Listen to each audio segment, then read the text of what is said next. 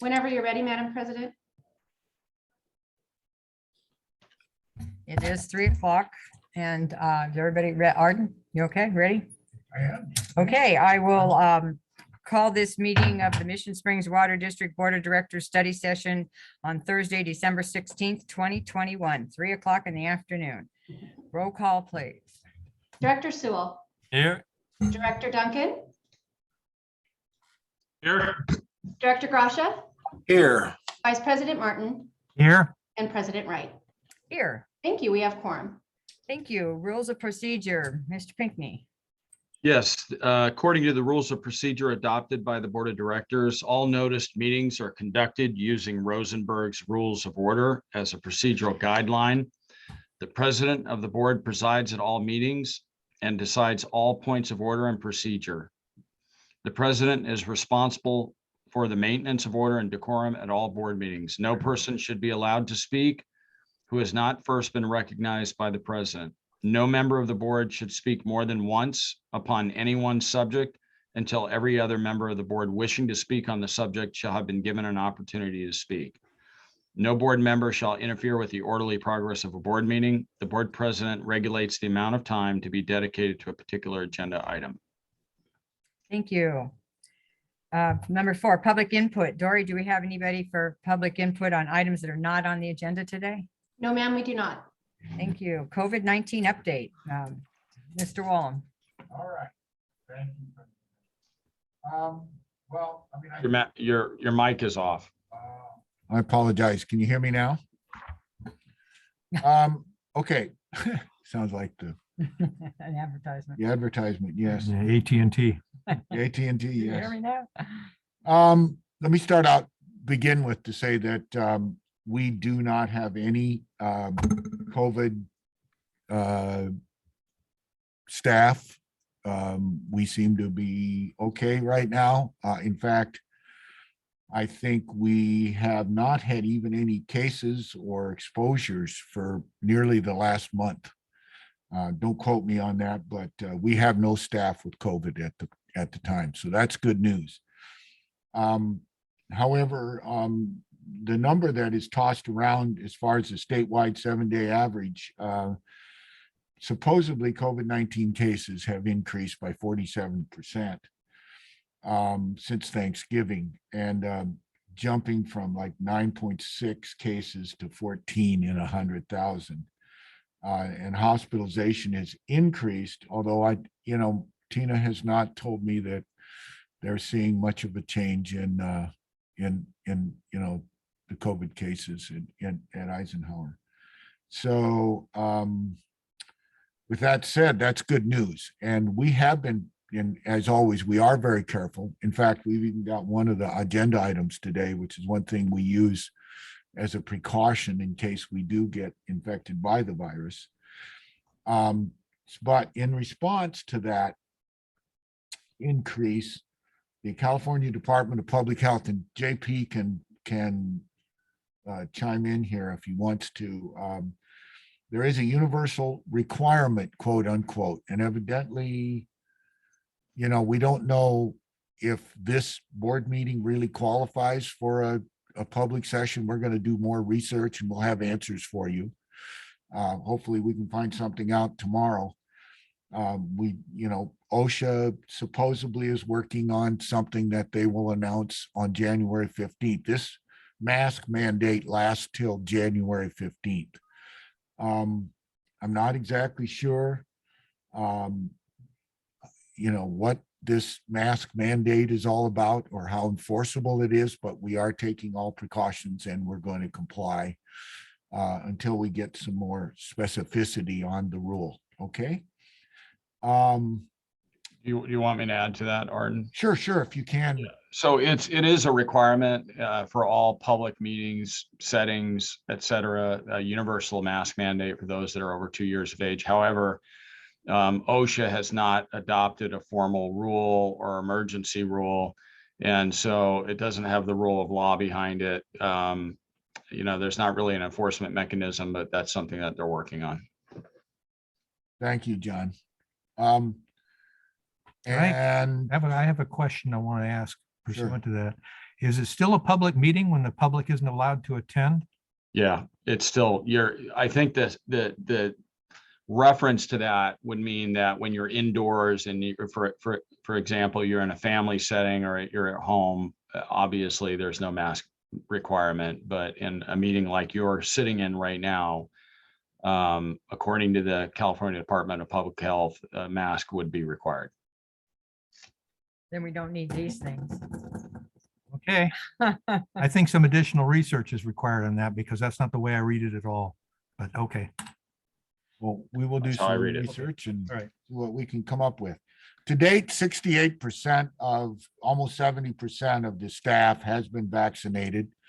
And 100% of the management staff, which is mainly everybody in this building, not quite, but just about. So we've done very well so far in being very cautious, and we'll probably, and you can see even later on when we're talking about some of the things that we're doing with temporary help in case we do, have an infection. We have we don't have a big staff. It's not like I have 10 of everything, of every classification that we have. So I don't have people that can step in. So if we do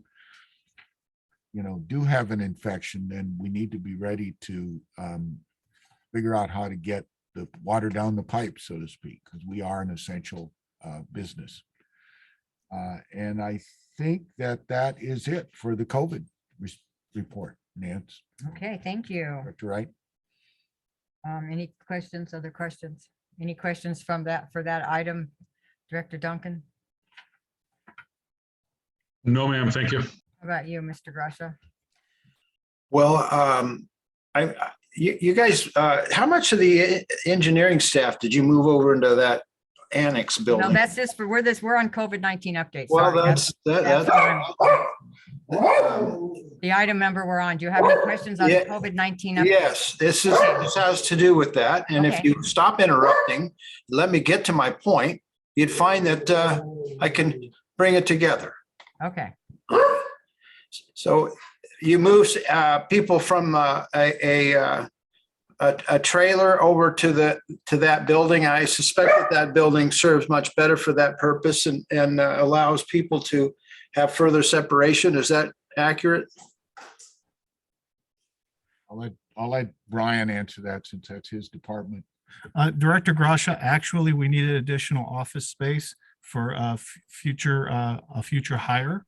So we went from 5 people to 6 people. The building space is a little bit larger, but not significantly larger. Actually, the trailer that we're leaving had 4 offices with doors. The annex area has partitions up as cubicles. So depending on what your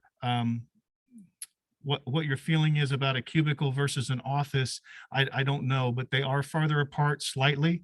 They are more spread out and there is more office space. Just to add to that, those partitions are 6 foot. 6 feet with an additional 1 foot window. It's a total of 7. So they're nearly a wall without a ceiling. With I'm assuming it has a better air conditioning system with filtration on it, or heating and air conditioning. Is that right? That they can get the higher quality elements. I don't know that we're full. I don't know. Yeah, I couldn't answer that question, to be honest with you, Director. It's a good question, but in reality, both systems have some age on them, but I don't know that we've done any air quality tests to prove that one way or the other. All right. Thank you. Thank you. okay. And yeah, I was just noticing in the picture here, nobody can tell that we have these plexiglass panels right next to us too. That doesn't show up in the video. I just realized that, but boy, we've had these ever since the onset. First time we came back in here, we had these panels up. So anyway, so that's another, and social distancing. So we got all 3 things, you guys. We're more than covered. Okay, number 6, human resources report. Do that on Monday. Oh, you want to do that on Monday? Okay.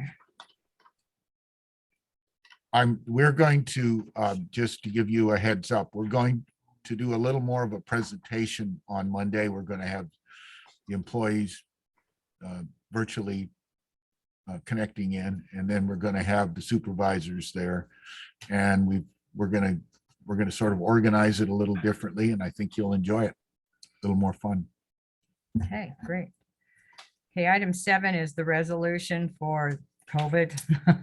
I guess you don't have anything else on that one, huh? Well, yes, but we do have to do that today. Oh, that's right. Today I have it in my notes. Okay, so today we need, because we need that 30-day in between now and our next meeting next month. So I will entertain a motion to approve resolution 2021-19. It's a resolution of the Board of Directors, Mission Springs Water District proclaiming the local emergency persists. So moved. Second, Roll call vote, please. Director Sewell, yes. Director Gracia, Yes. Director Duncan, Yes. Vice President Martin, Yes. President Wright. Aye. Thank you. Motion passes. Thank you. Okay, item number 8. We have a public hearing. We will have a public hearing on Monday to adopt the groundwater sustainability plan for the San Gorgonio Pass Okay. subbasin. General Manager. All right, thank you. Actually, that has changed somewhat since we got the information from San Gorgonio Pass. You technically will not, and I'll let Steve explain this. He's going to give us a presentation today on that and elaborate on that. But it's going to be a unique situation where we're just going to authorize a representative from here, because this is the GSA point where we are actually the GSA. I mean, working with this group for several years on this, and it's actually very enjoyable. And they're at least going to let us be a GSA, unlike our state contractors. And we do, however, have a different relationship but we will, all of the GSAs, all of the people that are going to participate in that will need to be in one hearing in San Gorgonio. So Steve will elaborate on that and explain to you how that process is going and give you some background on it. So I'm assuming number 8 will be reworded for Monday's meeting. Because Right, it'll be but a public Steve hearing. can- Okay. but Steve can describe it I got it, today, I and we get can it. get all that out of. Well, I just want people to know it says public hearing. That's why I read it. I knew know we that weren't was, gonna that we have to correct that. Yeah. Okay, so Steve Better. Hi, good afternoon. Where are you? Good afternoon, President Wright. How are you? I'm fine, but I can't see you, but okay. So There you I'll try to explain a little bit more on this item. So to adopt the groundwater sustainability agencies are required to adopt the groundwater sustainability plan. So while Mission Springs can adopt the plan, kind of formalizing that we've accepted the plan as Mission Springs, it really needs to be a 2-step process. We need to authorize the general manager to act on our behalf as the GSA, with the other GSA being San Gorgonio Pass. So back in I'm sorry, I don't have that date in front of me. Was it 2017? In 2017, we adopted a resolution formulating the Verbenia GSA in the San Gorgonio Pass subbasin together with San Gorgonio Pass Water Agency. So those 2 GSAs, or that one GSA, is comprised of 2 public agencies. So both public agencies are nominating a plan manager or representative to go and adopt the plan as the GSA.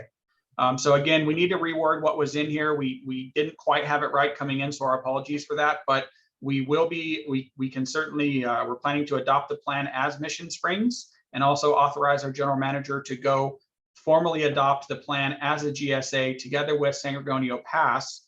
And that's what DWR wants to see. So we'll adopt it locally for our own benefit and to formalize that process. And then again, we'll take that second step and adopt it as the GSA, which will then get submitted to DWR for compliance with Sigma. Okay, thank you. So clearing that up, I do have a short presentation just to make sure that we're continuing to give you all the information and walk you through that one more time and see if we have any questions leading into Monday's formal adoption. Okay, go for it, Steve. Okay. Give me a second. I'm gonna stop my video and share my screen, so stand by.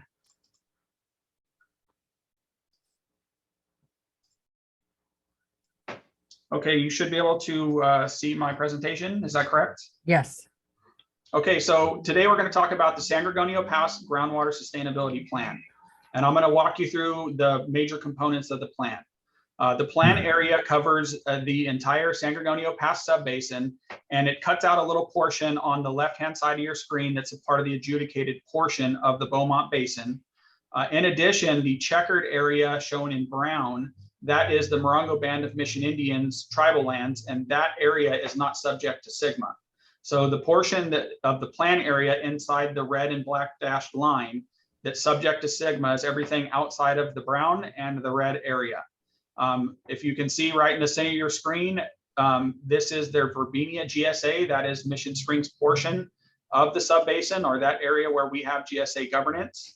The portion here labeled DWA or Desert Water Agency GSA, that is also within Mission Springs service area, but DWA is the GSA for those 3 square miles. There are 3 GSAs within the plan area here, as we've noted, the San Gorgonio Pass, the Verbinia, and the Desert Water Agency. SGMA is really about developing sustainable management criteria to ensure that your basin is sustainable by 2042. Part of that sustainable management criteria is analyzing and developing sustainability indicators for groundwater level decline, any reductions in groundwater storage, degradation to groundwater quality, surface water depletion, land subsidence, and seawater intrusion. However, the latter 2, land subsidence and seawater intrusion, do not apply to our area. That just does not apply. So we're not looking at those, but we've developed a groundwater sustainability plan looking at sustainable management criteria for these 4 components. For each of these sustainable management criteria, we had to develop a minimum threshold, so a quantification of an undesirable result, and a measurable objective, a quantification of the sustainability goal. So we develop our objective. This is the objective. That's our green light. That's what we want to manage the basin to. And then we're saying, hey, we have a minimum threshold. We have our hard stop where we don't want to get below, whether it be a certain water quality or a certain groundwater level or certain amount of groundwater storage. And what that area in between those 2 thresholds is considered our operational flexibility. So again, we're developing a plan to manage the basin to stay in the green, but have identified areas where we would potentially get in the red and have undesirable results. So for the San Gorgonio Pass subbasin, we have several representative groundwater level monitoring network comprised of 9 monitoring wells. And there's a Banning Canyon area, a Banning Bench area, a Banning sub area, and a Cabazon sub area, all within the San Gorgonio Pass subbasin. With Cabazon being the largest, there's 5 wells spread out throughout that we will use as our representative monitoring network to monitor groundwater storage, groundwater levels, and groundwater quality. 2 of Mission Springs wells 25 and 26, over at the bottom kind of right-hand side of your screen, are the 2 that, again, are 2 Mission Springs wells that are going to be used as part of monitoring to ensure that we don't, or we stay within our sustainable management criteria.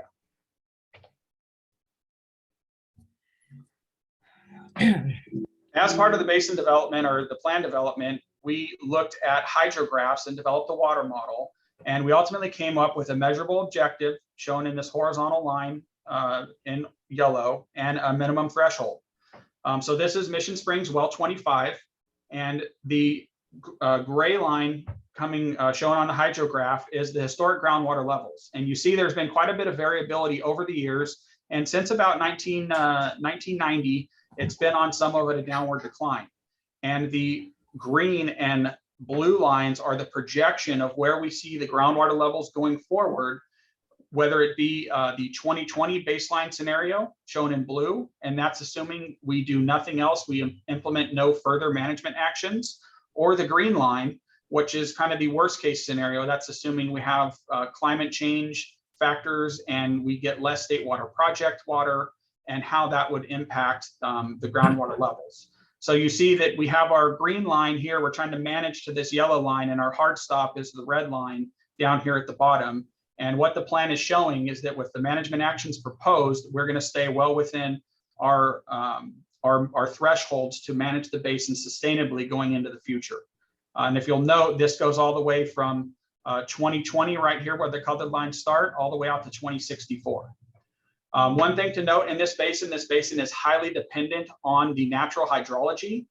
So you really see that the effects of climate change and the drought conditions really do extend into kind of the 2030s. And you'll see as the natural hydraulic cycle picks up into the future, that's where we start to see a bigger benefit and allow us that flexibility going forward. So again, the plan develops several projects and management actions, and projects support water supply augmentation, and the management actions support demand reduction or mitigation measures that the GSAs would take on. So for example, an example project would be a stormwater project. We can capture stormwater and recharge that so it's not lost to the groundwater basin. In addition, there are several projects in here about bringing in additional imported water supplies and building new recharge basins throughout the San Gorgonio Pass subbasin. An example of a management action would be to develop wellhead requirements so that we're consistent across the board with private and public pumpers and what they do with that water. We can also potentially do some kind of groundwater pumping allocation or something as stringent as basin adjudication if we need to for a management action. But this is our total list of 12 projects and management actions that we would be looking at to ensure sustainability in the San Gorgonio Pass subbasin. When we implement the plan formally in January, that will start the when we adopt the plan in January, that will start the formal implementation of the plan. We will be doing annual reports and we'll be doing 5-year updates to this groundwater sustainability plan. So between now and when we need to meet sustainability by 2042, we will be evaluating everything that this plan has identified every year. And every 5 years, we'll be looking at this plan, making adjustments and responding to any changes to population, any changes to demands, any changes to the hydrologic cycle, so on and so forth. And then lastly, as I mentioned, this is a 2-step process, and DWR requires that the GSAs have a public hearing to adopt the plan. So what we'll be doing for the Verbinia GSA is having a public meeting on Tuesday, January 11th at 10 a.m. together with the GSA representative from San Gorgonio Pass to formally adopt the plan. We will be sending out a public notice to that. That meeting will include a public hearing. And the other 2 GSAs will be doing the same on Wednesday, January 12th for the San Gorgonio Pass GSA, and on Tuesday, January 4th for the DWA GSA. And that's all I have for the presentation for this basin. Any questions? Thank you, Steve. Well, Mr. Martin. yeah, well, let me just start out while you're thinking about your questions. But I want to say that, both of these plans, the San Gorgonio Pass and the Mission Creek Garnet Hill Subbasin plan, are really the development of these plans is really, the effort is to comply with the state requirements. Primarily 99% of this is whether our monitoring and our well positioning and everything is determined to be acceptable to the state. It's not really as much of a political effort as it is a technical review by the state. So much of what you've seen here today, and I don't know how, did I say that pretty close to right, Steve? Yes, you did. And so I just, in case you want to know what the sort of motivation is with this thing, or what a lot of the effort is in putting this thing together. Consultants primarily do a lot of the work. And I thought maybe you should all know that, so that you can see that it isn't so much of a political decision as it is us preparing a plan that will be acceptable. And the same thing applies to Mission Creek. If we don't get a plan that's acceptable, then we're immediately in non-compliance. So we got to do what we can to make sure we get things in place. To add, General Manager Wallem, what the state wants to see is that the local stakeholders, the GSAs, take control, and they're allowing the local GSAs and agencies to take control of basin management over the next 20 years. And if we don't meet that compliance, the state will step in and adjudicate the basin for as needed if they've determined that the basin is a higher medium priority basin. So what Arden's saying is we're really following the analysis, the technical analysis, the water model, And it's really a technically driven plan. And we're developing projects and management actions to ensure that compliance going forward. Nicely said, Steve. Thank you. Thank you, Steve. No questions. Director Gracia, Director, do you have a question? Yeah, could you go back in your beginning of your loop there and touch on the subject of the tribe being exempt? Is that statewide? Is that also throughout the other GSAs? I didn't quite catch what you had. Some boundaries, and you said the tribe that area was exempt from being part of the GSA, is what I caught, because it's tribal land. Could you explain that? Certainly, Director Gracia, good question. The tribes are federally recognized, so they are not subject to state law. And that's the way I understand it. I think our legal counsel can correct me if I'm wrong, but that's my understanding, that they have federal water rights and they are governed by the federal government, not the state. So since SGMA is a state law, it does not apply to the tribal areas throughout the state. So in the San Gorgonio Pass Subbasin, that's something we're having to overcome. We don't have any tribal lands in Mission Creek, but it is something that they also had to manage in the Indio Subbasin with the tribal lands throughout the Indio Subbasin. Okay, and that little section of what I think you referred to it as being 3 square miles, that is the area of interest here. That looks like it's tribal land. Not though? Is that what you're saying? It's not tribal land? Correct. I have it on the screen. I'll try to zoom into that, but the Verbinia GSA is not part of the tribal land, nor is the DWA GSA, the 3 square miles, with both of these two areas being within Mission Springs service area, but they are not a part of the Morongos tribal land. And I thought those were 1 square mile blocks. The Verbinia is, but the DWA is roughly 3. Oh, I see. Well, okay, I guess where I got. Okay, thank you. Sorry for the confusion. No, that's okay. I'm glad to figure it out. I didn't know that. It makes sense that they're exempt, but it never occurred to me that. Is that part of the subject of the lawsuit, or is it not? Do you know, with the DWA? Are we allowed to talk about that? It's not our lawsuit. I would have to defer to legal counsel or the general manager on that one. Yeah, it's not really the item before the board right now, but generally what Steve said is correct, that they're sovereign domestic nations, and so the state doesn't have regulatory power over them. And so that entire area is exempt from SGMA. Is that it in a nutshell? So there's a patchwork of SGMA exempt land throughout the Coachella Valley. I never knew that. Thank you. Never occurred to me. Okay, so is that all with number 8? I don't see Randy on there. He has any questions? I don't see. Did he drop off? He did, but he's back. Oh, okay. No, I think that was a no. Okay. questions. Thank you. Okay, so number 9, right? We've done with that one. Go on to number 9, which will be a public hearing to adopt the Sustainability Groundwater Management Act of 2022 Mission Creek Subbasin Alternate Plan Update. And I take it, Mr. Ledbetter, you are doing that one too. Okay, thank you. You're on. Okay, thank you, President Wright. To clarify, Mission Springs is not a GSA currently for the Mission Creek Subbasin, but we are a member of the management committee for the Mission Creek Subbasin pursuant to the 2004 settlement agreement. So that's where our kind of role comes in with this plan. And as a member of the management committee, we are going to be holding a public hearing and doing a formal adoption by resolution on Monday. Once we do that, everything will be submitted to the state prior to January 1st in a couple weeks here.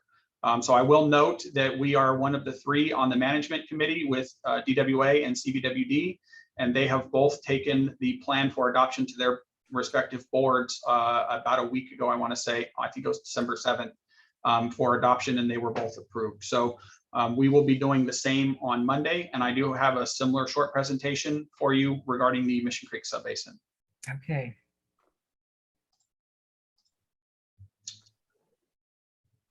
Seconds.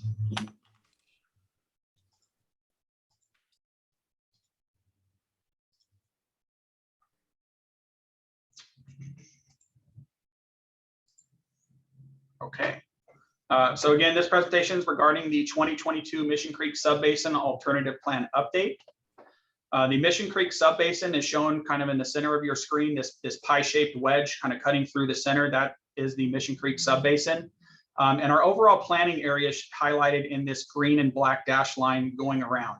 And the reason why we have a much larger planning area than just Mission Creek Subbasin is because we're looking at any areas that would potentially use water pumped from Mission Creek Subbasin. So with Desert Hot Springs Subbasin being non-potable water, we are using water in Mission Creek to meet demands in Desert Hot Springs, and likewise for the Garnet Hill subarea. So that since there's an exchange of water going on between these three interconnected subbasins, we look at all three as part of our plan area. As we've noted, the two GSAs in the Mission Creek Subbasin are CVWD and DWA, and Mission Springs is part of the management committee together with those two agencies. Again, the sustainable management criteria, what DWR is looking at is that you're looking at these 6 sustainability management criteria and making sure that you're not going to have any undesirable results caused by your groundwater use. And that's what they're determining as being a sustainable groundwater basin. The total demand projections for the Mission Creek Subbasin. So as you can see in green, kind of the green swath at the bottom, it's hard to read, but it does decrease from a little bit above 10,000 acre feet per year down slightly below 10,000 acre feet per year over the next 24 years. And that's the municipal demand. So we're going to be continuing to do water conservations and different efforts like that to actually reduce our existing municipal demand going into the future. In addition to the orange band, it also decreases going into the future, and that's our unmetered production. So as we do different updates through capital projects throughout the system, we'll cut down on water loss and other factors that lead to this unmetered production. The gray area is our private metered production. The private producers in the Mission Creek Subbasin are governed by CVWD and DWA. Mission Springs does not manage that portion. And then the blue wedge at the top, that's our future municipal demand. So that we see in 2020, we expect a little bit of growth, and we expect that to grow about 37% between now and 2045, or by about 5,600 acre feet per year. So we do expect demands to increase by about 37% over the next 25 years. And then we'll be doing our part to manage that. So that's where we're coming as an agency. How do we maintain a sustainable basin when we know that we're going to have increased demands going into the future? So as we talked about developing measurable objectives and minimum thresholds, this is a sample hydrograph from one of the wells in the basin. And like we talked about for the San Gorgonio Pass, we kind of have this historic decline in groundwater levels until we really started implementing management actions in the mid-2000s. That primarily consists of water conservation measures implemented by Mission Springs and imported water managed by DWA. And you can see kind of the rebound once both those management efforts started in the mid-2000s. And we've been staying above this measurable objective and well above our minimum threshold as far as basin management goes. So far we've been doing a good job. And then as part of this plan, we went back and looked at these measurable objectives and minimum thresholds to make sure that they were still relevant and still achievable going forward without undesirable results.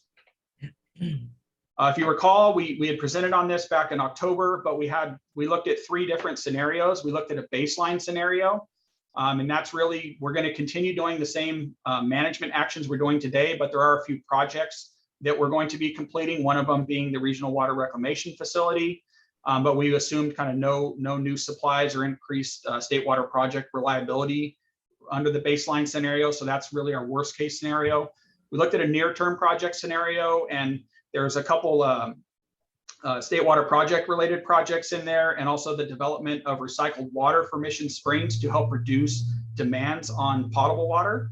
And then we also had a future project scenario where we looked at some long-term projects, such as a few state water project related projects like the Sites Reservoir Project and the Delta Conveyance Project, which increase state water project reliability in the future.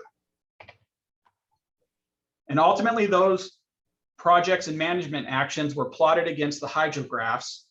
So as you can see here, our near-term project shown in the yellow, and that's a projection of the groundwater levels going forward. So with our near-term projects, including climate change impacts to the hydrologic cycle, we stay well above our two horizontal lines here, a measurable objective, a minimum threshold. And then with our future projects, we stay even more above that, giving us more buffer going into the future to manage the basin. However, the two magenta lines, the solid and the dashed dot line, those are our baseline conditions and baseline with climate change. So what those are really highlighting is that if we do nothing from today forward, and that by around late 2030s, 2040, we're going to be passing our minimum threshold, or excuse me, our measurable objective, and starting to approach our minimum threshold. And that's what DWR does not want to see. So clearly what I'm trying to convey on this slide, I hope is clear to you, is that we do need to implement future actions to continue our sustainability in this basin going forward. What we're doing today, as you can see from this increase on the left side of your screen going up, has had its impact, but at some point the future demands due to population increases are going to overcome our current management actions, and we're going to need future ones to help keep us above those measurable objectives. For the Mission Creek Subbasin, we've identified 9 key wells that we're going to measure annually as part of the annual reports, and that we're going to continue to look at as part of those 5-year updates we've mentioned. And these are all of our key wells hydrographs. They're a little bit hard to read, but in essence, you can see the coverage in the aerial photo that we have coverage across the entire Mission Creek Subbasin to be able to monitor what's happening and where it's happening, and if we're going to be approaching any of the measurable objectives or minimum thresholds going forward.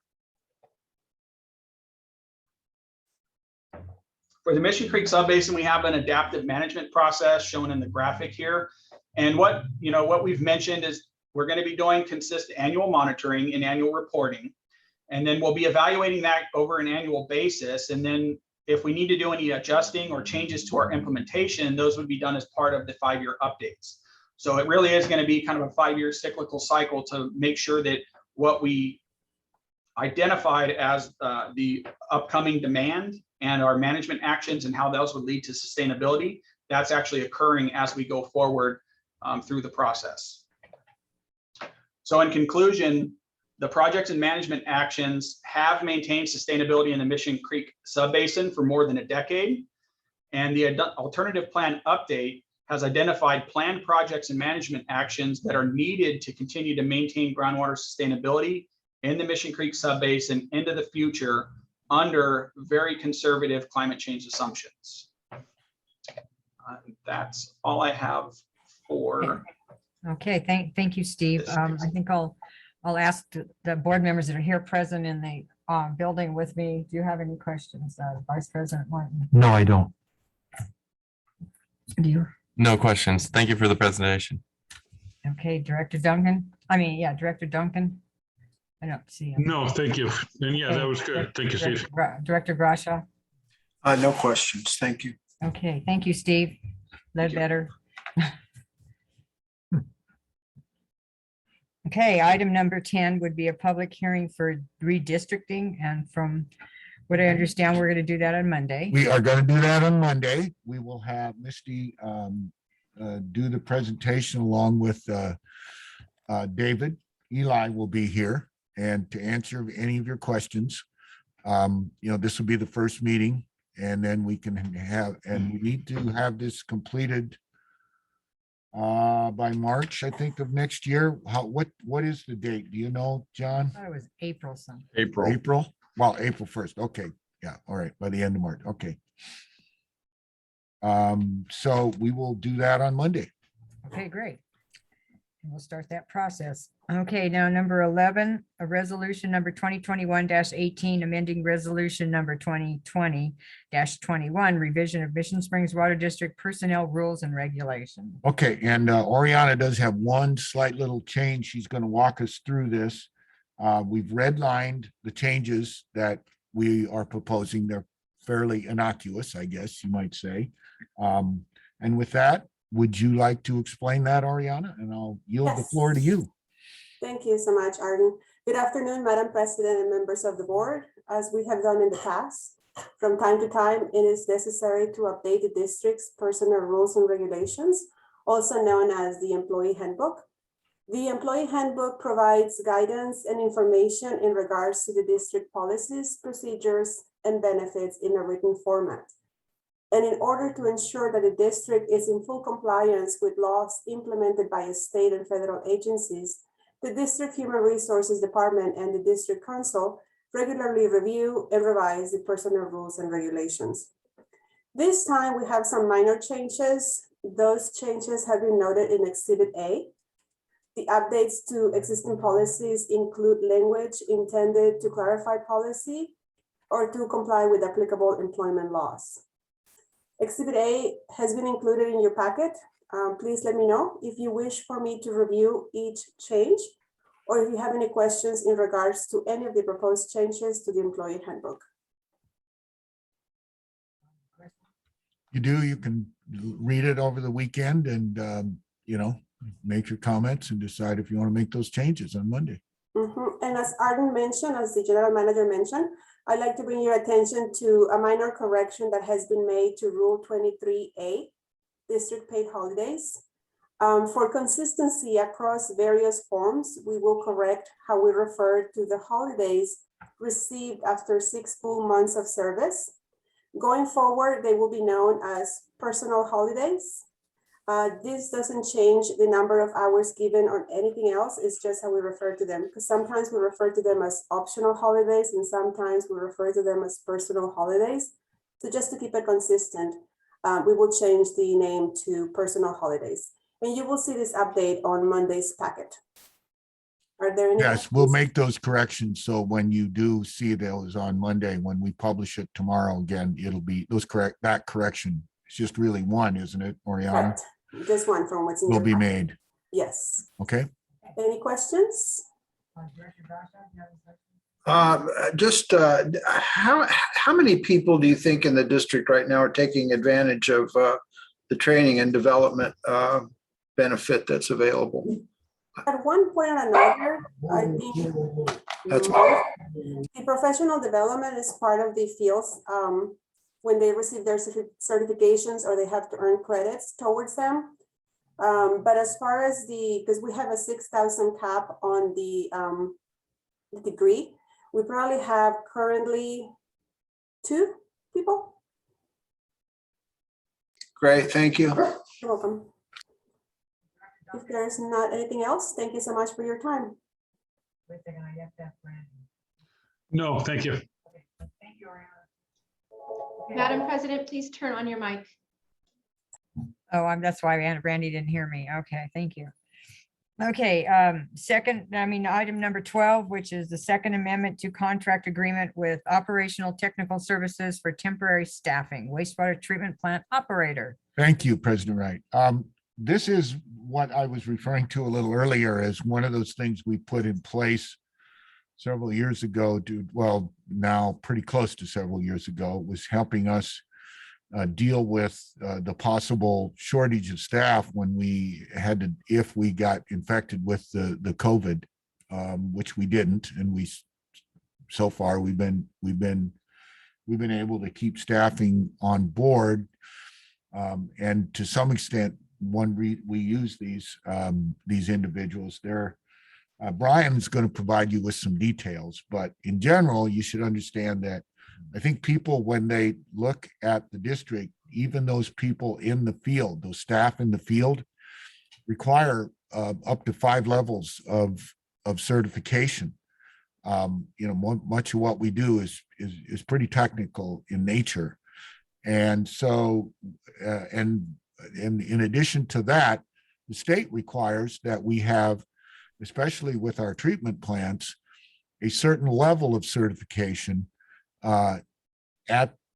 in charge at all times and overseeing the plant. So this particular type of organization is something that we can use, and I'll let Brian expand on that. Brian, are you ready to I am. take us through that? I am, General Manager. All right, thank you. You have the floor. Thank you, General Manager. Madam President, members of the board, the item you have in front of you is A staff recommendation to authorize the general manager to amend a contract with the Operational Technical Services, OTS, to provide temporary wastewater treatment plant operator staffing not to exceed $120,000. OTS provides highly skilled operators that are licensed and have operational talent, experience, expertise to quickly fill in temporary staffing requirements. We contacted them back in May 2021, asking for a proposal to provide temporary staffing. When we looked at some of the needs that we had at the plant, we realized we needed some temporary certified staff to help us, operator staff. The person we have currently working with us is a grade 2 operator and has been a tremendous help to the department. What has ended up happening with several people being out, not COVID, not related to COVID, but also vacations, and with the coming holidays, it was necessary to. I'm sorry. I don't know what that was or Oh, who that okay. was. It wasn't from here. Okay, it's necessary for us to increase the cost of this contract. It started out being 50,000 when we were doing it just as temporary staff. Then it became a little bit more permanent. The First Amendment took it to 75,000, and currently we're asking for 120,000 to get us through the end of this fiscal year. That concludes my report. I'll be able to answer any questions that you may have. Questions in-house here? I don't see any here. Director Grasha? You said till the end of this year, 120,000, or the fiscal year? Fiscal year, Okay, June 30th. Fiscal, yeah. thank you.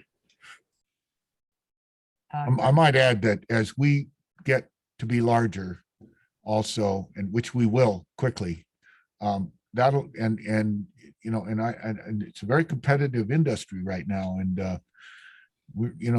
it's difficult to get the certifications that we need. And we are, but as we get to be larger, and as time goes on, we'll be able to provide that backup.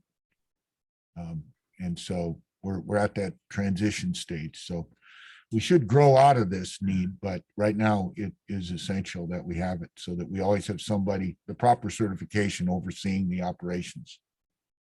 Okay, thanks. Director Duncan, any questions or comments? No, thank you. Okay.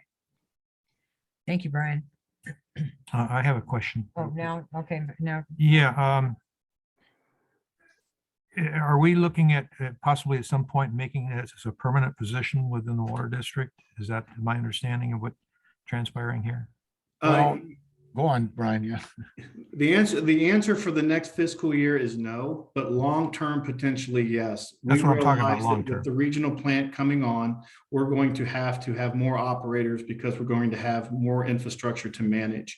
So one of the things we're going to be bringing to you, part of our next budget, is a training program. So we will have operators. So we would look at this as a temporary stopgap of certified operators that we have at our disposal to fill the gaps that we have now, and possibly the gaps as we move into construction and then ultimately operation of the regional plant. But we will have another step in between an actual hiring a full-time person, and it will be training operators as part of a internship program coming to you next fiscal year.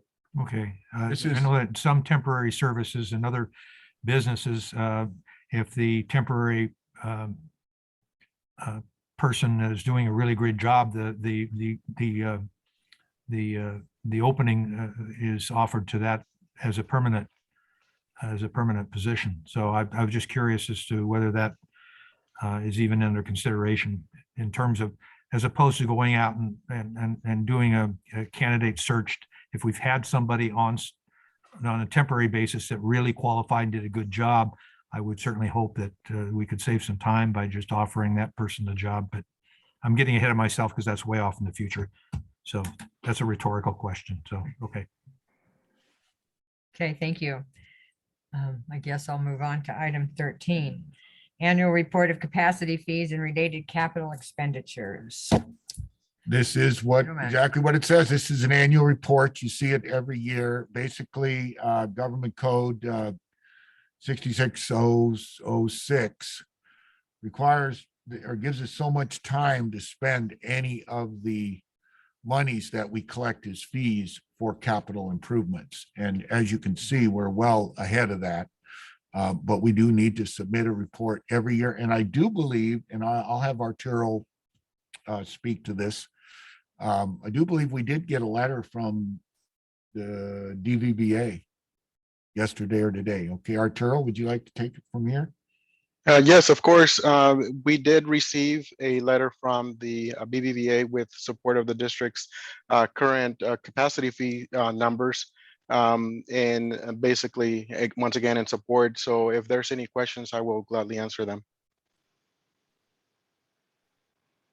Fairly straightforward. Director Gracia, No questions. Thank you. Director Duncan. No, ma'am. Okay, thank you. Item number 14 was resolution 2021-20, commending Marge Cook, Groundwater Guardian Executive Director for Mission Springs Water District. On Monday, we will vote on that, and I would like to read that resolution into the record on Monday. Kind of a fun thing. Marge Kind has of a been fun thing, yeah. a great asset to this district. She Awesome. is, and that she will not be coming back, so she'll be staying in LA, I believe, so so that's why I decided to ask for this. She did a lot of good work for the Groundwater Guardian program. Okay, number 15 is election of officers for 2022, and that will be also on Monday. And so we'll go to item 16, Critical Services Center and Administration Building Update. Do we have any today? Oh, yes. Brian is going to share with you some of the developments. And we did have a meeting with Rowan Clark, and it was fun. And we've already shared with you a little bit of the highlights of our visit. So, and you were there too. So, all right, Brian, you want to take it from there? Yes, thank you very much, General Manager. I will turn off my video and start sharing my screen. Can everyone see my screen? Yes. That's not the right screen, though. I apologize for that. Let's try this again. Had the right date on it. It looked right. Yeah.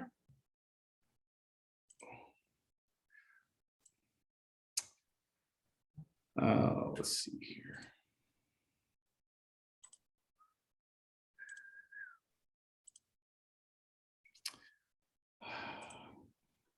Not sure what my technical problem is, but Is that not the opening page of your presentation? no, it is not. Oh, okay. Well, for all intents and purposes, it looks like it. We wouldn't have known. It has the right title, Brian. With that being said, I will just go to I will go through just an oral presentation. Back on December 6th, we had Renewal Clark come to our office and we discussed anticipating current and anticipated staffing needs. We then did a site assessment, a site analysis, building options, and then they took a tour of our current facilities, including the corporate yard. What they sort of looked at was what we have right now. They then looked at potential, what could we have? Usually they were looking at 30% of expansion in all of our departments. They looked at the executive staff. They looked at the public boardroom. They looked at the total headquarters for total space, which included other areas such as the dais, boardrooms, locker rooms, things of that nature. And one of the things they did based on the feedback that we received from the tour of the East Valley facilities, they compared us to that facility, knowing that roughly we have roughly 50 employees now. Once we bring everybody together, I believe East Valley had about 65 employees with a potential to go around 80. They were looking at us to go around 75. So they kept comparing what we think our needs are to what our future needs are to East Valley. For comparison purposes, they estimated that our needs would be around 25,000 square feet with the boardroom and all of our other facilities that would be necessary at the Critical Services Center, compared to almost 29,000 in East Valley Water District. So very similar in size. They then started looking at the actual site itself, knowing that the entire area is in a special flood hazard zone. They were looking at that specific, what would that mean? It's in zone O and A, I believe. which means we'd have to do some grading to get it out of that area. They also started looking at the sun, how it comes through both in the winter and the summer, and then the prevailing winds. As we know, we have a lot of wind that comes in out of the west. How would that affect the building itself? And then, of course, they came up with a couple of ideas for the potential building itself and a couple of options. What we're looking at again is a sort of an example of East Valley, where you would have the boardroom off to, in this particular case, the east, with the actual building and all the other operations, locker rooms and things of that nature to the west, and then possibly a warehouse and maintenance facility just to the west of that. So with some of the comments that they received from us on December 6th, Renewal Clark is going back, revising the spacing needs, moving some things around, looking at the site itself to come up with a better plan and better usefulness of the warehouse location. We expect that the final recommendation will be made back to us next month after the first of the year. The next step after that step would be then having a board workshop, allowing the board to look at the versions, the draft or recommendation that they came up with. With feedback from the board, we could then, the next step would be design plans and design development. So I remember when they were first going through this process, they talked about doing something within 6 weeks. It's been a little bit longer than that, but they are sticking to an accelerated schedule and moving very quickly. And we're very excited about taking their latest draft to the board in February. Are there any questions? Nope. Questions, Director Grasha? Could you elaborate a little bit on their site assessment? Did they come up with any conclusions on how much fill is going to be required to get a big enough usable area? No, at this point, they have not. They gave us several different drafts, several different types of buildings. One simply being a square unit that's just simply centered north of Two Bunch, along with the long side towards the road. And then, of course, the East Valley, which is almost a little bit of an L-shaped. And then, of course, that moves around the parking and things of that nature. They wanted to come up with a better schematic of what the building would ultimately look like on the site with the parking and the warehouse location before they actually started talking about how much fill they would have to bring in, or better yet, how much soil they'd have to move around when you think of the retention basin and stormwater needs the site would require. That will be in the next version, I believe, when we start talking about design development and things of that nature. Oh, okay. Director Duncan? No, I'm just glad to see some progress going on this thing. Okay, thank you, Brian. My pleasure. Okay, and number 17, MSWD Regional Water Reclamation Facility update. Do we have one of those? Well, I'm going to let Steve also, give us an update on the progress there. Mr. Ledbetter. Quickly, but yes. Good afternoon again. Back for the third time. So for this month, over the last month, since we awarded the project to JF Shea, staff has been working diligently to work through the contracting process. I'm happy to report all the insurance requirements and contracts, everything's been done, and I believe it's going to be sent up to Arden, and I believe you, Madam President, for signature in either this week or next week. So that's a good hurdle that we've overcome. From here, what we need to do is we're starting our biological surveys before we can actually break ground for construction. As you may recall, our environmental CEQA document had a mitigation, monitoring, and reporting program.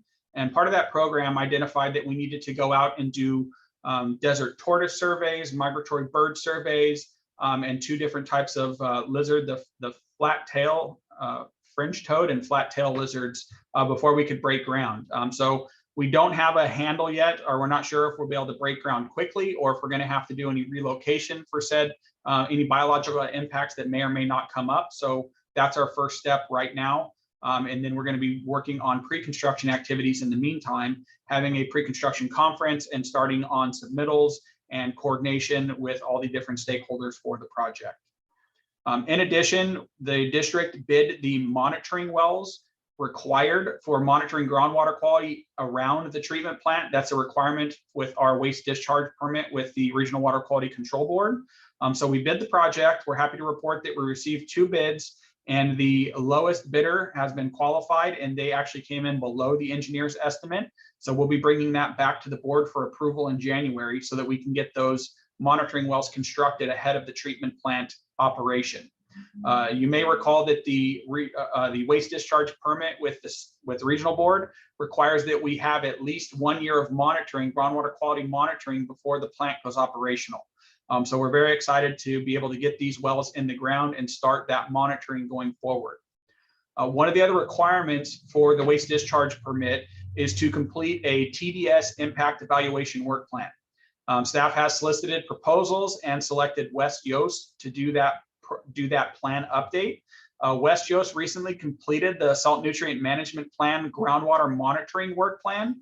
And that is a monitoring work plan that the regional board required for salt and nutrients throughout the valley.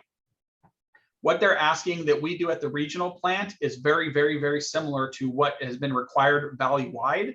So we're going to be leveraging the efforts that were done for that valley-wide monitoring program and applying them to the regional plant monitoring, or at least the work plan and the proposed monitoring that we're intending to do. So both of those are moving forward.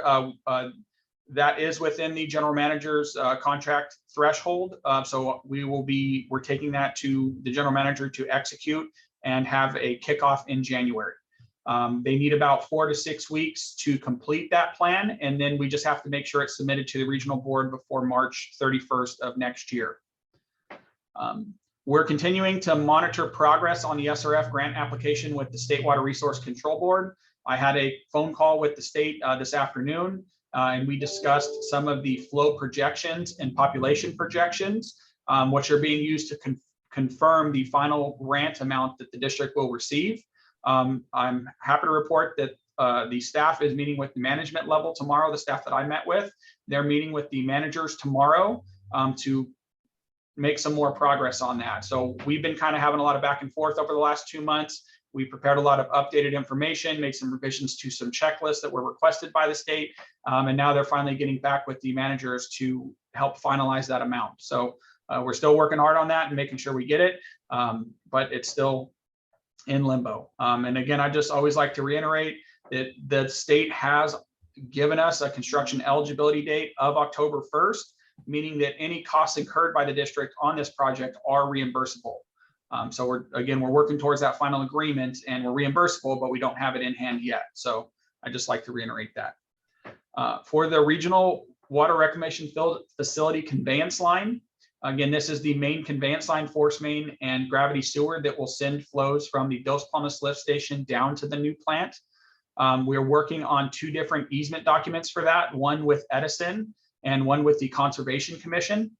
We've been working with the Conservation Commission for well over 6 months on this easement, and they actually had some good momentum from a summary report from the U.S. Fish and Wildlife Services confirming that they had no issues with the easement. Now it goes to the California Department of Fish and Wildlife for their review. And once they sign off on it, we'll have our easement, our critical easement with the Conservation Commission for the pipeline. In addition, there's another easement required with Edison. The district just completed the similar easement process on 18th and Little Morongo, and we'll be asking for a very similar easement on Little Morongo south of 18th. So we're working on both of those. In addition, staff met this week to review options for the making sure that we had the opportunity to divert flows to the regional plant and alleviate some additional flows to the Horton treatment plant so that staff can complete critical maintenance on the 2 biggest aeration tanks. Those 2 tanks have a capacity of about 750,000 gallons. So we're making sure that we have the ability to be able to transfer flows periodically every couple years so that we can do critical maintenance on those 2 big AT tanks and make sure that we have that option as part of this project. So I'm happy to report we had a lot of good technical review on Monday for that, and it'll be incorporated into the design going forward. Lastly, the Area M2 collection system. This is our assessment district 15. The plans for that were completed back in 2009. And now that we're getting ready to go back out to construction, we need to have an update to those plans to make sure that any design criteria, any regulatory requirements, and any new utilities are identified and corrected on the plans prior to going out for construction. So the district has received a proposal from the original design engineer. It was originally done by URS back in 2009. They've been bought out by AECom since then. And I only say that so there's no confusion as to why we're going directly with AECom to do the repackaging. But we're working with the same design engineers that designed it back in 2009 to do this update for now. So we did receive that proposal. We will be moving forward with that and starting that process in the coming weeks. And that concludes my update. Any questions? Thank you. Question? Nope. Question? I have questions, but your presentation was very thorough. So the conveyance line and additional funding, you answered both of those. Thank you. Good, thank you. Director Gracia? The conveyance line, I was under the impression that that wouldn't be part of a collection system. Did I misunderstand that? Now it sounds like you're going to be able to use that as the general manager mentioned to be used potentially for transporting from some of the industrial areas along there. I thought it was just like a dedicated line from. Can you touch on? Director Grasher, you are correct. The conveyance line is a dedicated line that's going to send flows from the Dos Palmas lift station, which is at Avenida Venzana and Dillon Road. It's going to send those flows through a force main directly west to Little Morongo, and then it'll gravity flow down Little Morongo from Dillon down to the treatment plant. The flows from the existing groundwater quality protection areas that are already in service and being sent to Horton are areas L and M1, and we're going to be building area M2. So the collection system that's generating additional flows, it goes to the Dos Palmas lift station, and then it gets conveyed through the conveyance line to the plant. All right. Yeah. Good. Thank you. Thank you. Thank you, Steve. Good presentation. Always is. Thank you, Always Madam enjoy President yours. and directors. Okay, thank you. Have a nice weekend and Merry Christmas. Happy New Year. Wait a minute, not yet, Nancy. I got a question here. Oh, I didn't even see you, Randy. I can't see you. So, okay, go ahead. Oh, I'm hidden somewhere. Yeah, you are. There you are. Okay. These easements that we're working on with the different habitat groups, is this area or property out of the MSHCP area? Why do we have to go to all these different boards individually? I thought that's what the bug plan was going to do. It is. Let me give me a second to think about that.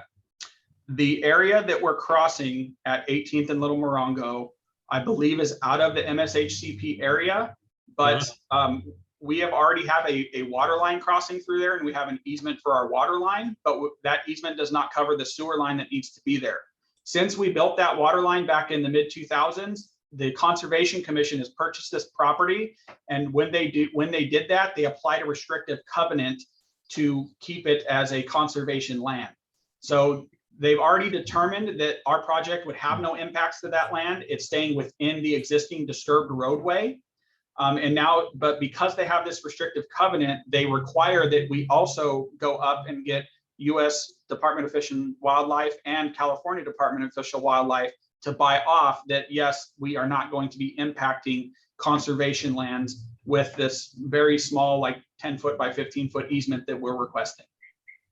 Okay, and I understand that, but it's very upsetting that we were sold this MSHCP as the top decision maker. And now some other group buys some lands and designates themselves as restrictive, and it's all political. I understand. All right. Okay, thank you. Thank you, Director. If I remember correctly, I don't think water was part of the multi-species habitat conservation plan. I don't think it was too much in there. Anyway, okay, move on. Thank you, Steve. Consent agenda is the approval of the minutes of November 10th, November 15th, Registrar of Demands, and 2022 Board of Directors meeting schedule. So that would probably be the third Monday of every month, and except for January, February, it's the third Tuesday because Monday's a holiday, and the study sessions are the prior Thursdays. So for your calendars. Okay, director's reports.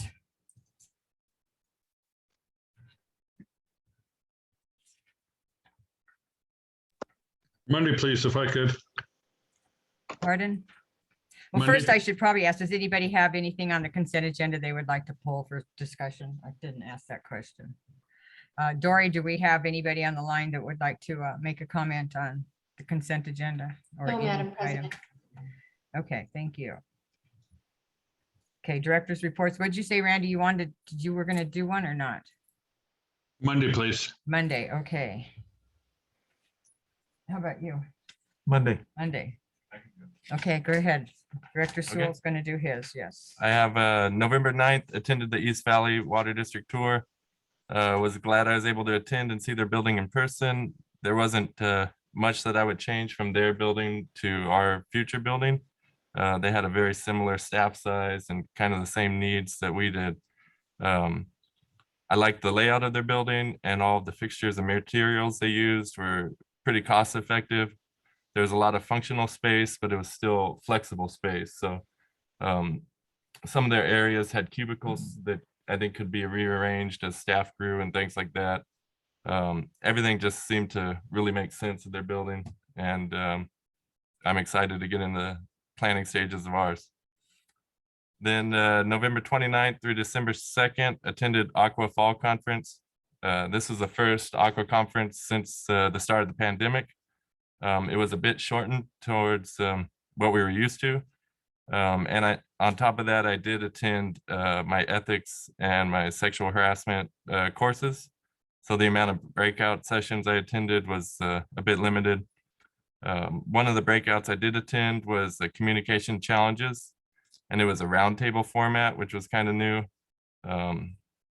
It really encouraged a lot more participation from the audience, and it was interesting to hear the different challenges other districts are having. Also attended a conservation as a way of life presentation, and they brought up Assembly Bill 1434, and that's proposed to lower the per day indoor water use to 40 gallons per capita by 2030. One of their presenters shared how they had a focus group, and they've changed their messaging to be more centered around water efficiency rather than conservation, and that has seen positive results. So I think heading into the future, we're going to have a lot of challenges trying to reduce our use down to that 40 gallons per day. So thank you.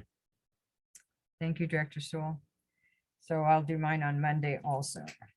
Director Gracia, did you have any? I don't think so. No. Okay, never mind. General Manager's report, which was, the written one was very good. Thank you. All right. Let me get to my notes here. Thank you. The past month, of course, has been very busy, and for both the staff and the board, as we were getting prepared for the holidays and the close of 2021, and a lot of notable accomplishments this year. In addition to, you talked about one of them today, and that is to finally get going on the regional plant.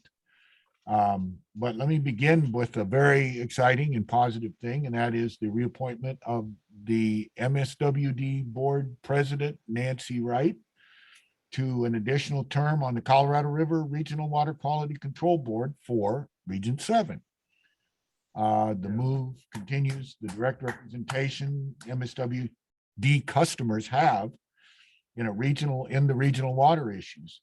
She has served on the board under 4 administrations, which is amazing to me, and totaling more than 16 years of service, and is the current chairperson for the region. So congratulations, Nancy. I appreciate Thank you.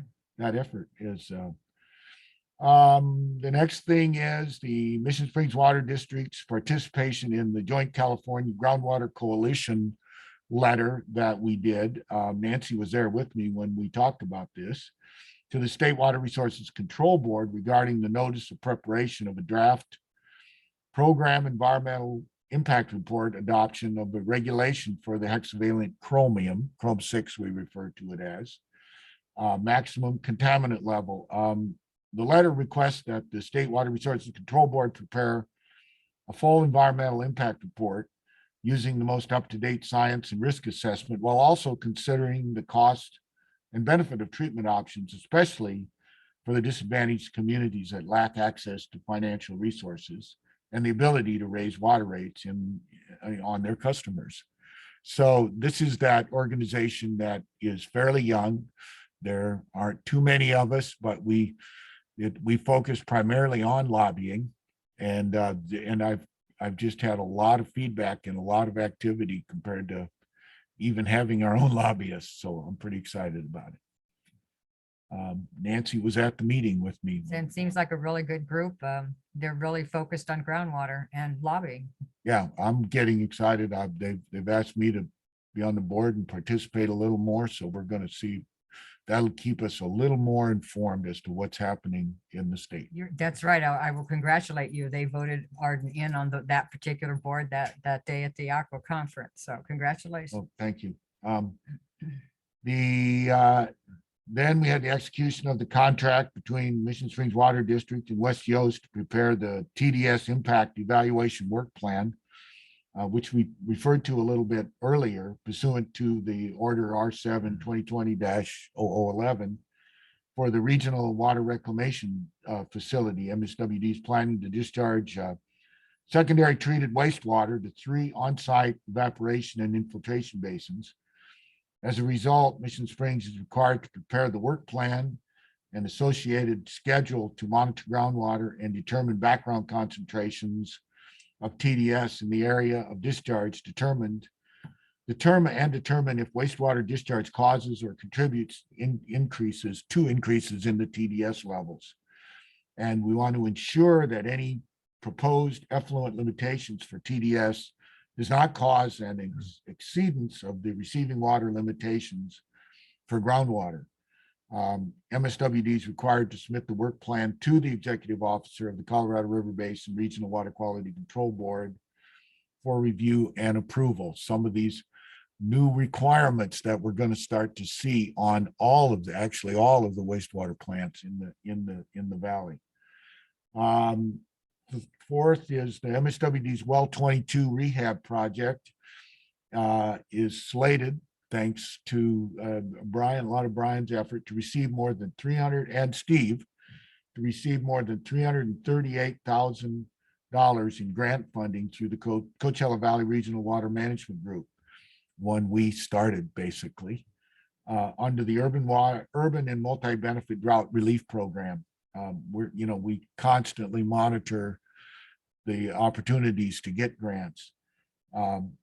Underrepresented communities and tribals set aside under this program, the district is also eligible to receive an additional $145,000 for its water conservation programs, which I think made Marion happy. This will go through the CV Water Counts umbrella. And then two other things we've already talked about, we have begun the move of people. So you will see more movement going on. But lastly, I wanted to congratulate the staff during the 2021 Desert Hot Springs Parade Lights event, which took place on Saturday, the 11th. The MSWD float won city's best overall award for its snow-filled frosty snowman themed entry. It really was a nice float. And I want to say a special shout out to Joe Hernandez and Alex Nine for their craftsmanship, Michael Moore for his excellent driving skills, and the parade committee and everyone else that helped pull it together.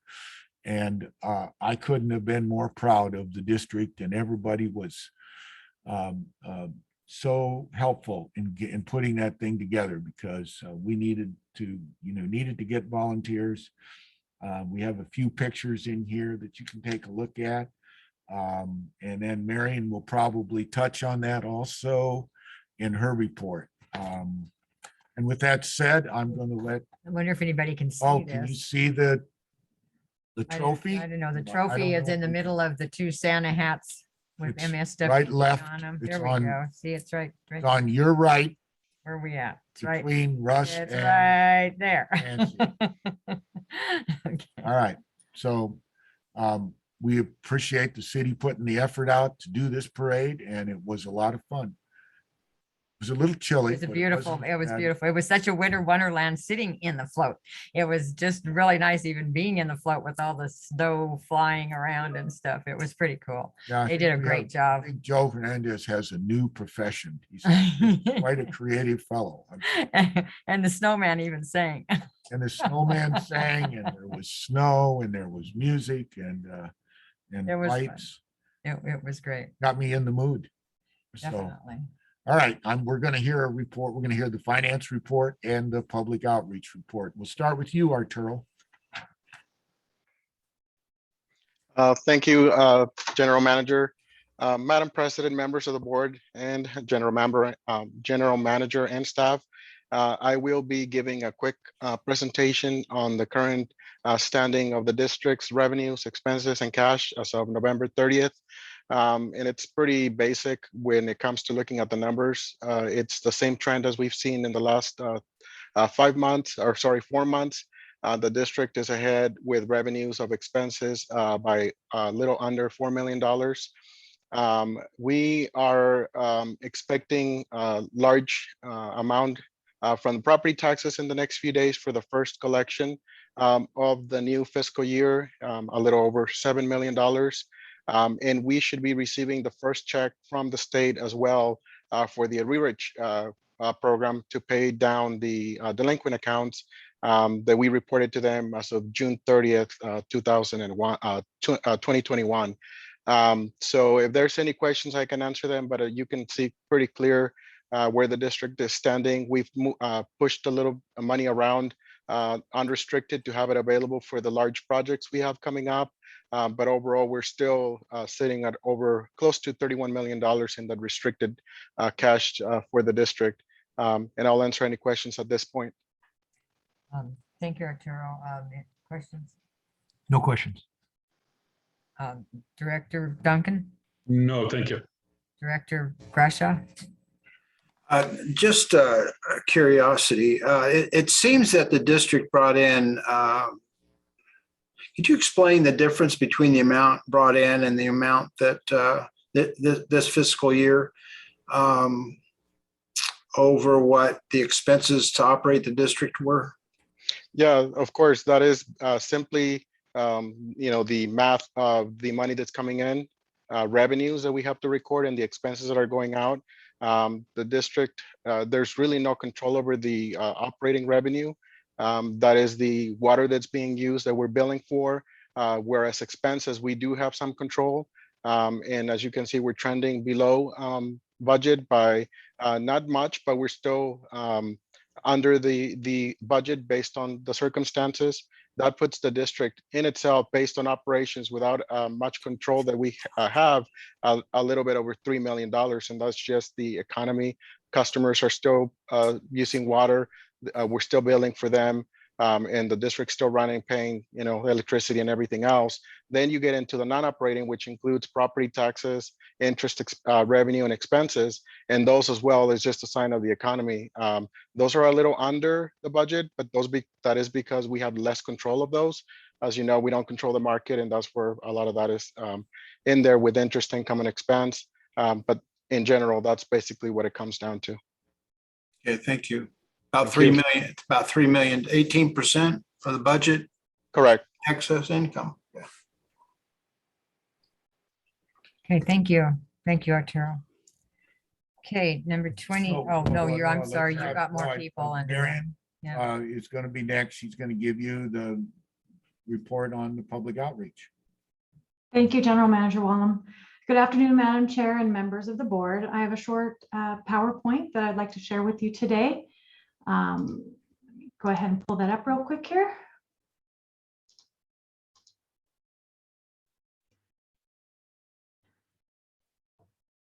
This is the time of the year when we are reminded of the true meaning of community, both on our local community and the larger water community that we belong to.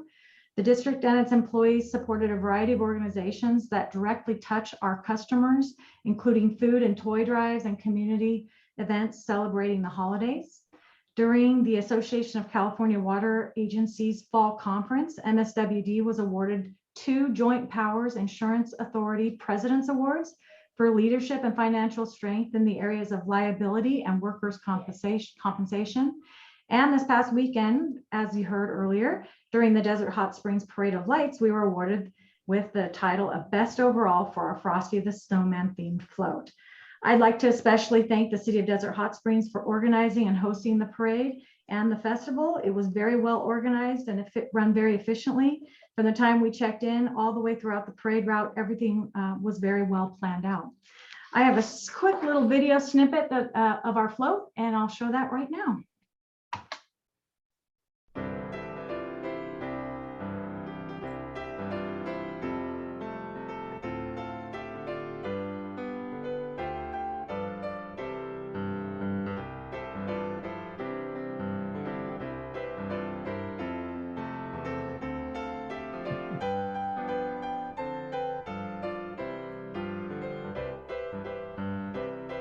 There's the snow.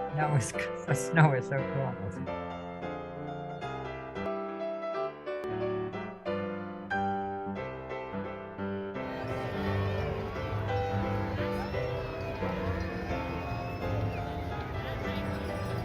We did get a lot of cheers.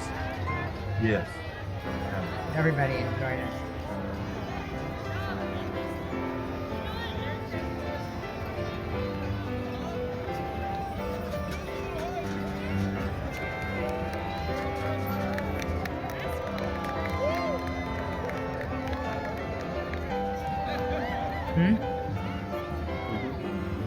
Big one. Oh, Carol? That's Carol. Yeah, the other side had the kids on it where the judges was on the other side. So That was perfect placement. It was a lot of perfect fun. placement of them, yeah. Yeah. Also, I wanted to give you guys a quick update on some other items. Amid concerns over La Nina and the possibility of an extremely dry winter in Northern California, the State Water Resources Control Board announced earlier this month that the initial allocation for public water agencies is 0% of contracted water supplies from a state water project in 2022. This is something we will want to watch and monitor. It is only an initial allocation announcement, and depending on how much rain the north gets this winter, the allocation will probably change. And while this week's winter storms are certainly welcome, they are not a complete drought buster. The current storm is colder than the last big storm that we had at the end of October, and meteorologists are predicting more rain and snow in the next 2 weeks, all of which will be very good for the Sierra snowpack.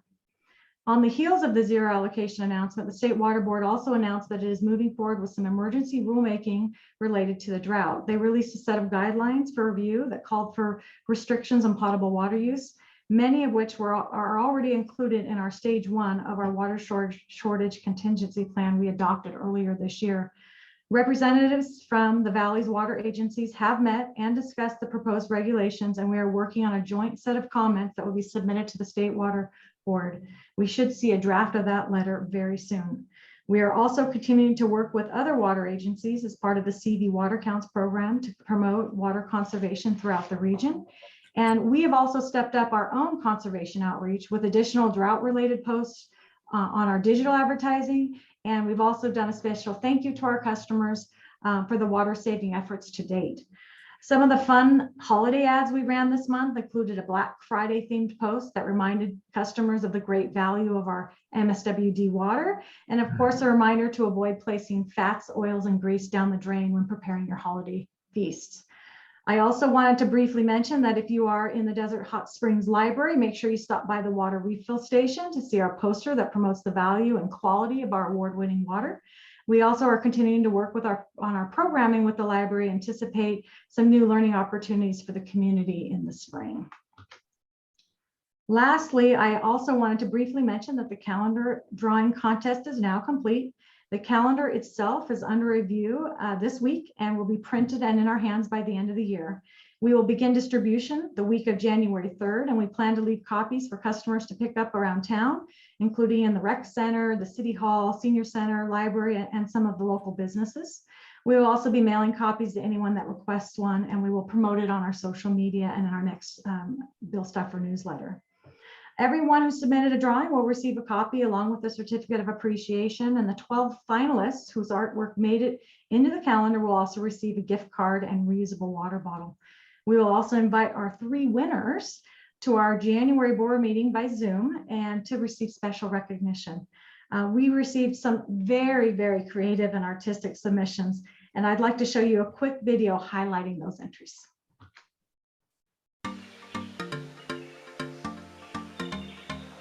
Oh.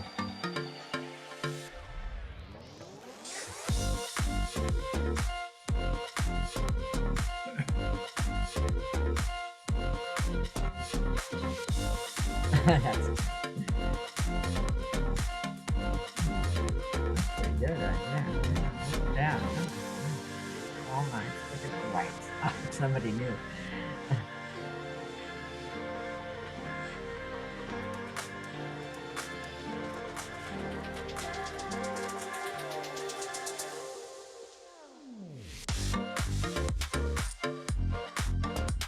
Like watercolor.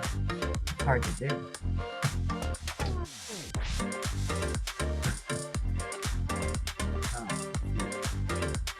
Save our water. All right.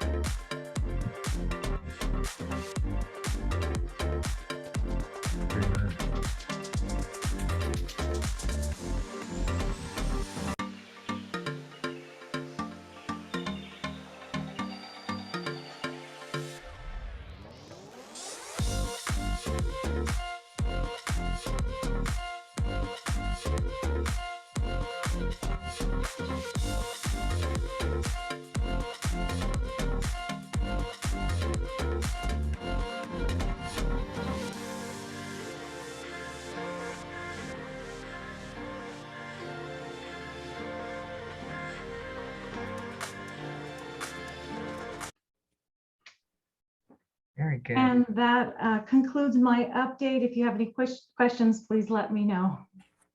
Yeah, I have a question, Marion. What was the age range again of the participants in that? How old were they? We invited everyone from K through 12 to participate. So you'll see, I think some of the high schoolers did some of the paintings that you saw there that were really pretty, the desert landscaping paintings. Some of the younger kids did the drop. And there were some classes that did it as a class project. And so you did see some that were a little bit repetitive, but everybody had their own spin. So it was really sweet to see what everybody Some really talented young people participated in this. Some of those were just awesome. I mean, they all were awesome, don't get me wrong, but some of them were really spectacular. Yeah, thank you. Agreed. Thank you. Thank you, Marion. I don't hear from Director Grasha, Director Duncan. Okay. Yeah, those were all better than I can do. I have no artistic talent at all, but some of those desert scapes were exceptionally well done, especially for high school students or junior high, elementary, whatever. Yeah. And some of them look like watercolors, and watercolor is really hard to work with. So yeah. Good job. I would like to extend a special thanks to everybody that participated in the parade and the staff that put that together. It was fun to watch, and I wish I could have participated, but under the circumstances with the COVID that's spreading through the community, I felt it was best for me to just not to be involved, but beautiful representation for the district. And thank you, everybody. Okay, so are you done now with your report? Yes, I am done. Okay, so we will move on to district council comments. Mr. Pinckney, there you are. Yes, just briefly, some of the items that we've been working on for the district include the redistricting process that we'll be addressing at the hearing on Monday. And we've also assisted staff on the update to the personnel rules that was item 11 on today's agenda. We're working with the district on codification of ordinances. We're continuing to represent the district in the Padilla class action matter, also the master meter litigation, the DWA matter, and then the Coachella matter, all of which are on the closed session list on your agenda. We also worked on recently the third amendment to the Skyborn agreement, and we advised the district on an as-needed basis on labor and employment issues, and recently reviewed the contracts related to the regional plant construction. And today we will be meeting in closed session to discuss item number 25, which is one potential case related to threat of litigation by Coachella Holdings LLC. Number 27, which is Mission Springs Water District versus Master Meter. It's listed on the agenda. And number 28, which is Mission Springs Water District versus Desert Water Agency. Okay, thank you. Director's comments. I just wanted to add a big congratulations to everyone that put together the float. I was sad I wasn't able to attend, but was glad to see the district was well represented. Vice President Martin. Yes, I'll echo those comments from Director Sewell, and also comment that I've been impressed with staff consistently on a wide range of issues approaching. I think that this organization is functioning and just in a very, very high caliber rate, and kudos to everybody who works at this district.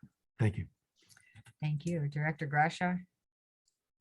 My only thought that stands out worthy of a comment is I'd like to put it on the record that I don't support the position the district has taken with the letter in terms of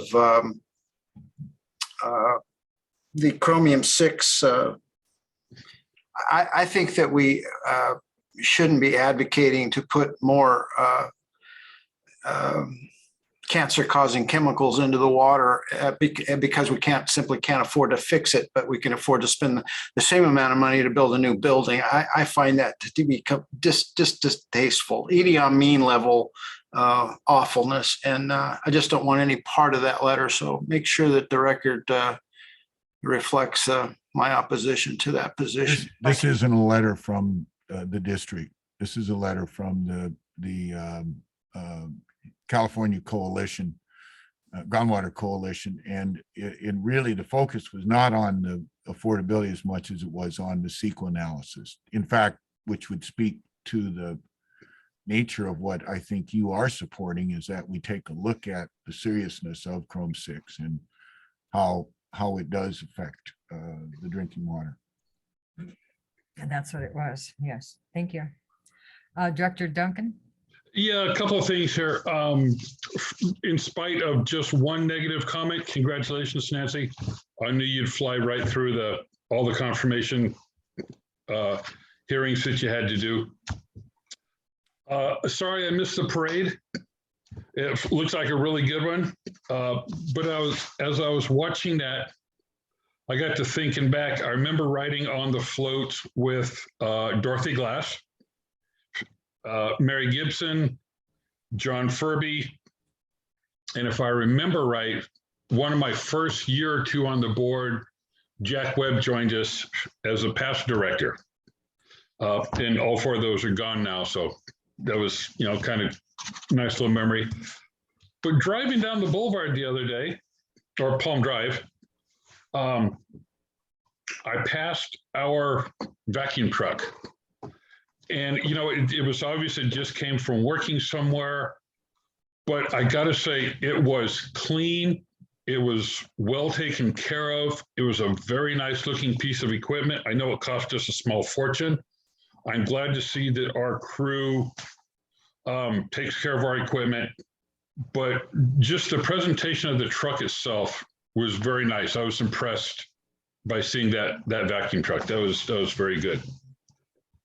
And then a comment that was just made, regardless of who's writing whatever letter, we are not putting anything into the water. We don't put any chemicals into our water. So I don't know where that statement came from, that we're putting cancer-causing ingredients into the water. That just doesn't make sense to me. And that's all I have. Thank you. I think we will move on. I'll make comments on Monday. I think we will move on. I think we're gonna go into closed session. I already Okay. listed the items. You already listed the items. I Yep. think we're gonna take a 5-minute break while we change over and whatnot here. So anybody that's out there in the Zoom meeting, we will be back, but it'll just be to say that probably there'll be whatever happens in closed session. Usually nothing happens, but anyway, I don't know if we'll be back. Will we be back in the Zoom? We will be back in the Zoom. We will just to report out from closed Just to session. report out. Okay, so Yeah. everybody And wants to is wait. Dory, around. Dory, are you gonna send us into a separate room? Yes, sir. And I have Sean Murphy on the line as well. I'm assuming he's going to. Yes. Okay, everybody will see you on Monday. That's not going to be in a closed session. Thank you for a great meeting. The board met in closed session, item number 25, conference with legal counsel regarding significant exposure to litigation pursuant to Government Code Section 54956.9 D2 and/or 3, one potential case related to threat of litigation by Coachella Holdings LLC. There was no reportable action. Item number 27, conference with legal counsel regarding pending litigation pursuant to Government Code Section 54956.9 D1, one case, Mission Springs Water District versus Master Meter. There was no reportable action taken. Number 28, conference with legal counsel regarding existing litigation pursuant to Government Code Section 54956.9 D1. Mission Springs Water District versus Desert Water Agency, and there was no reportable action taken in closed session. And that concludes the report out. Thank you. Thank you. Thank you, everybody. Thank you, everybody. Meeting adjourned.